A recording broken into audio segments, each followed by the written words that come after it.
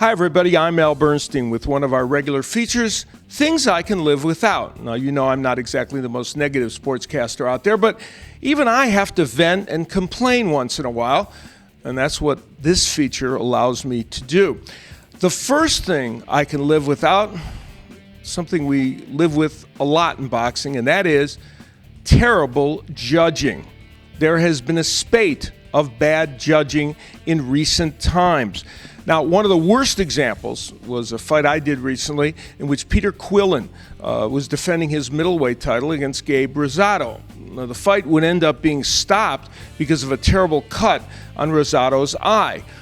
That created some controversy because Rosado wanted to continue, but that's a separate issue. The ringside doctor decided it wasn't safe for Rosado to continue, and so the fight was stopped, and rightfully, Quillen got a TKO win. But here's the problem. The problem is that at the time of the stoppage, not only was Quillen ahead on all three scorecards, the closest scorecard was 87-83 for Quillen, and you could live with that scoring, though I still think that might be a little bit too far out.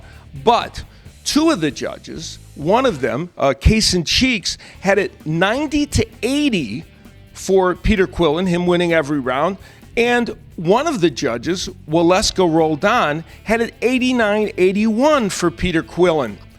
These two scorecards were, what's the word I want to use? Absurd.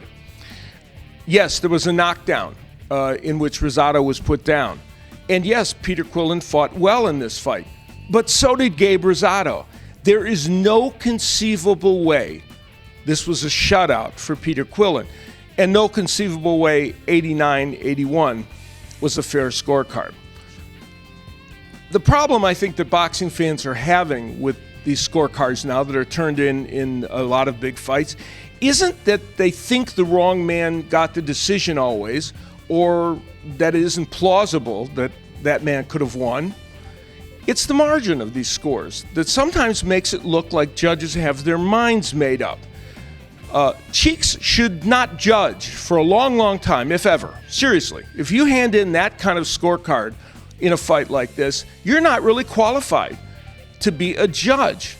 I mean, that's just absurd. So I can live without terrible judging in boxing, but guess what? Something tells me I'll be doing this again on a future version of Things I Can Live Without. Another thing I can live without are any future fights involving Roy Jones Jr. Yes, Roy Jones Jr. is fighting again. Now, I am loath to ever criticize fighters for taking another match or continuing their career, but in this case, it just seems absurd to me. Roy Jones Jr. is 44 years of age. Now, you may say, well, Bernard Hopkins is 48. True, but Bernard Hopkins is fighting and winning against top 168 or 175 pounders. So Bernard Hopkins apparently belongs in the ring. Roy Jones Jr. is 7-7 in his last 14 fights, and 4 of those 7 losses came by knockout. He is not an effective fighter anymore. He is fighting this fight against Gunn in an armory just outside of Philadelphia. When they had the press conference for this fight, there was barely any press that actually attended. Several things are happening here.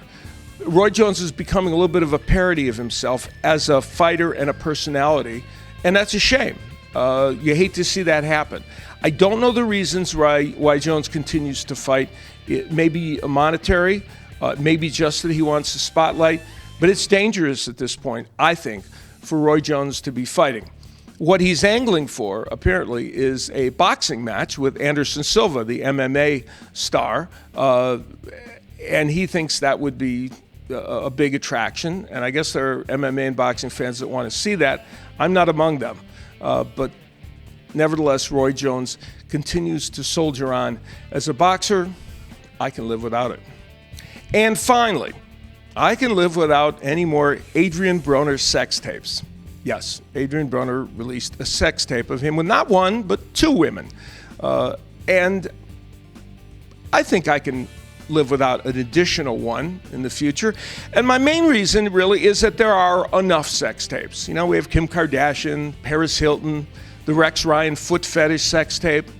Okay, I don't know if he actually made that last one, but he and his wife were very open about their enjoyment of that. Now, Adrien Broner wants to shock us. That's his mission in life. And everything he does is to shock us. But I think in this instance, less is more, a bromide that he never subscribes to. Now, if he wanted to put out something like a ballroom dancing tape, well, shoot, I think that would be a great idea because honestly, after he's eaten himself out of 2 or 3 more weight classes and is no longer a champion, then I think Dancing with the Stars is a great fit for Adrien Broner. So by then, he'll be able to provide us with a video that shows him as a ballroom dancer. Look, Adrien Broner is a guy who wants desperately for us to pay attention to him. And a sex tape is one of the best ways to do it, I guess. But for me personally, I can live without it.